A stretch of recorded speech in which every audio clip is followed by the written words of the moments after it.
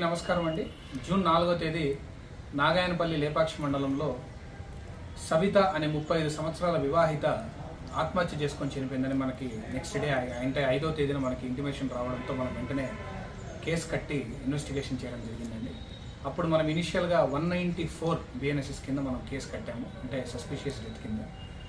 మనకి అక్కడ ఇన్వెస్టిగేషన్లో చేసేటప్పుడు అక్కడ క్రైమ్ సీన్ చూసేటప్పుడే చిన్న డౌట్ అనేది మనకు ఏర్పడడంతో దాని మీద స్పెషల్ కాన్సన్ట్రేషన్ చేసి ఒక పార్టీ ఫామ్ చేసి ఎస్పీ గారి ఆధ్వర్యంలో ఒక పార్టీ ఫామ్ చేసి మేడం దగ్గర పర్మిషన్ తీసుకొని ఇలా ఉందని చెప్పడంతో ఫర్దర్ ఒక 10 days అతన్ని వాళ్ళ హస్బెండ్ని మనం అబ్జర్వ్ చేయడం జరిగింది. అతని ఎక్కడ వెళ్తున్నాడు, ఏంది, అతని పద్ధతులు ఏంది, ఎట్లా బిహేవ్ చేస్తున్నాడని మనం అబ్జర్వ్ చేయడం జరిగింది.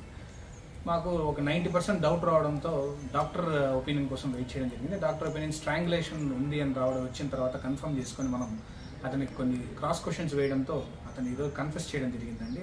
హస్బెండ్ పేరు ఆదినారాయణ, నాగాయనపల్లె, లేపాక్షి మండలమే.